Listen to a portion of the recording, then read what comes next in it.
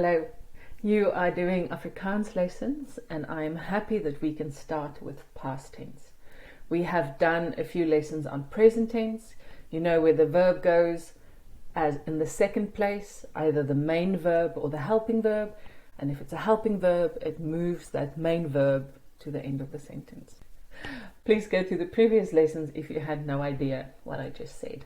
Okay, so let's greet each other. You are going to start reading and then we'll start the lesson.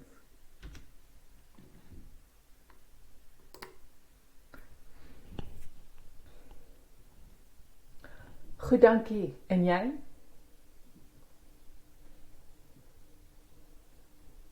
Ek is bly jy vra. Okay, I'm going to read it all to you, and then you can echo just to help with the pronunciation. Goeiemiddag, hoe gaan dit? Goed, dankie. En jy? Ook goed. Wat doen ons vandag? Ek is bly jy vra.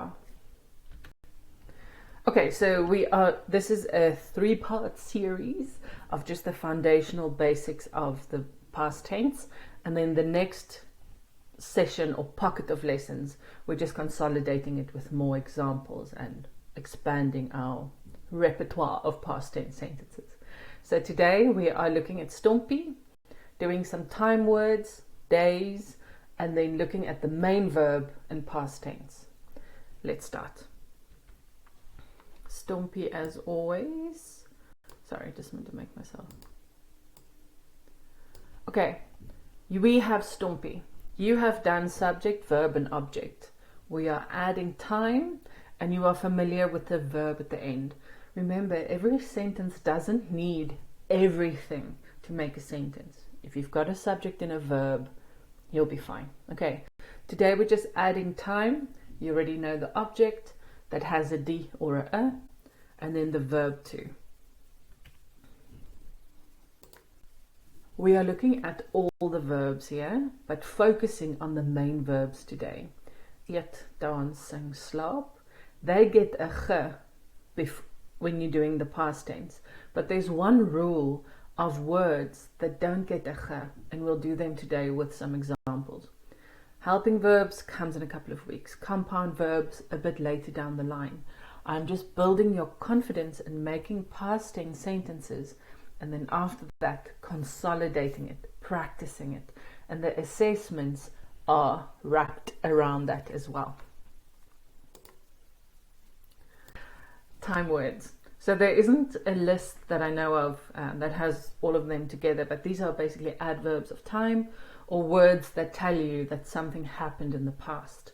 I'm going to read through them and I'll be using them through the next 5-6 lessons.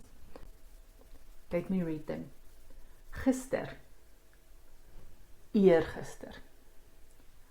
Laas jaar, laas week.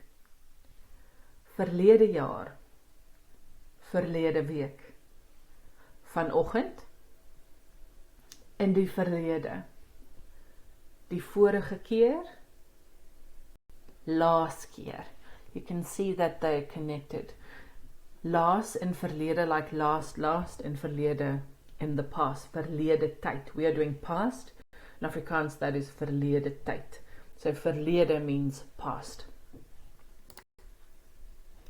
Let's look at days, because you can also say we ate some pizza on Monday.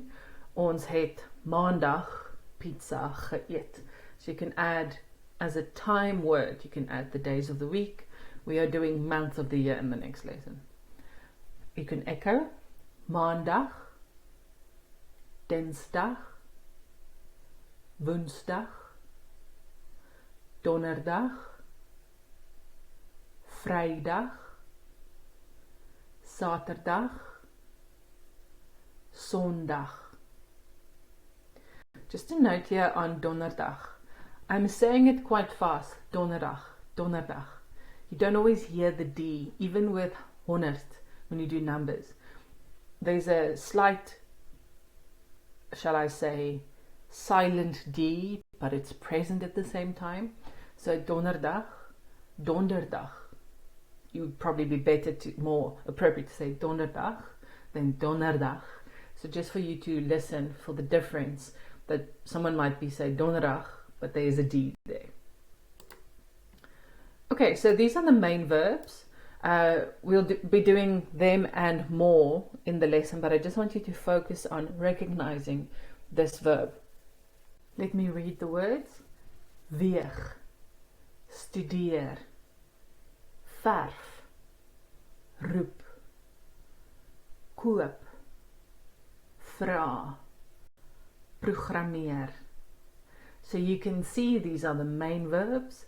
When we have our sentences, we have a het as our second word. Let me show you. And a ge verb at the end. Let's do the first one together.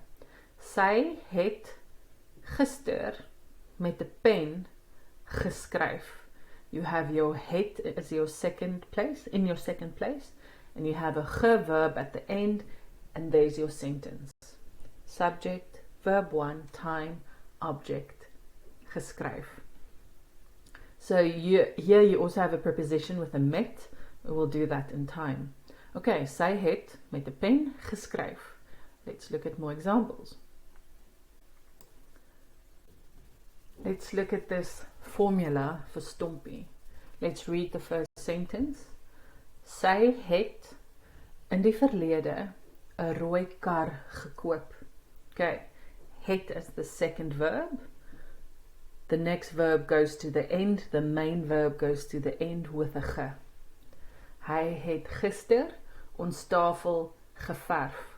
Het as the second word because it's past tense, and then geverf goes to the end of the sentence. That main verb moves to the end, and you'll see that a lot. Where does that verb go? Moves it to the end. Whenever you have something else in the second place in stompie, I don't mean something else, another verb that's not a main verb, like a helping verb, or even when you're working with the compound verbs, it moves the rest of the verb or the other verb to the end of the sentence before the infinitive. Okay, so these are sentences where you have your main verb and you have a ge at the end. There are exceptions with the verbs that don't get a ge in front of the verb. And these are verbs that start with these prefixes. Be, ge, her, und, ver. You'll recognize them because it's all the verbs that start with these prefixes.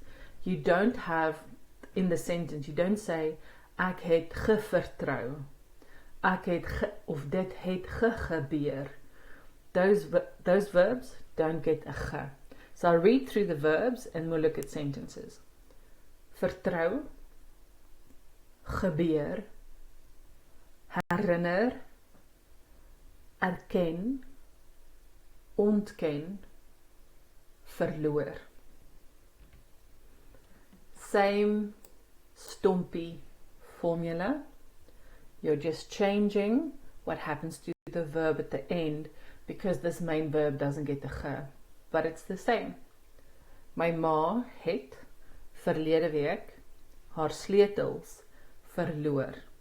So these are just the main verbs that don't get the ge because of the prefix that they have. Let's look at more examples.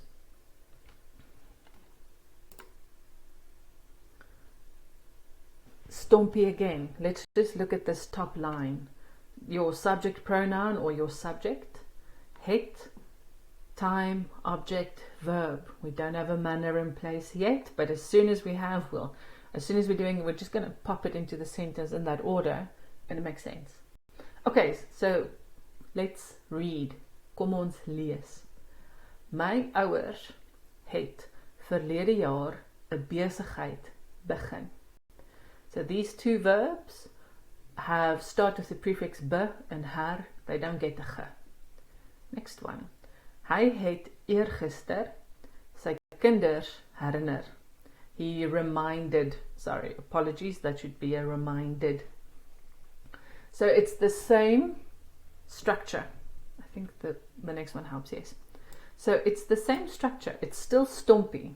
You have het as your second verb, and you have a ge verb at the end, except if it's one of those main verbs that have a her, be, ont, ver as a prefix. That is the basic principle for today. Look at Stompie. You have your present tense sentence. Ek eet a pizza.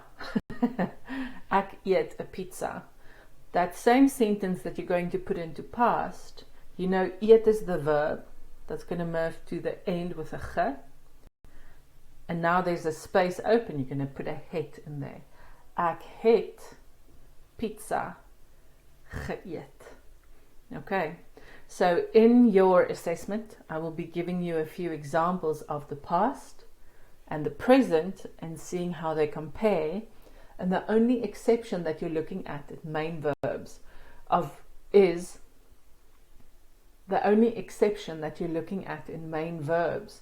if it has the prefix ont, her, ge, ver. They don't get the ge, but there's always a het there. Okay? You are ready for your assessment. You can do it. It's just practice. And I think with past tense, it's quite easy if you start recognizing, oh, the het verb at the end. And you'll see with helping verbs as well. You have your helping verb, ge verb at the end. That's it. It's the same formula all the time. Okay. See you in the next lesson. Lekker dag. Bye-bye.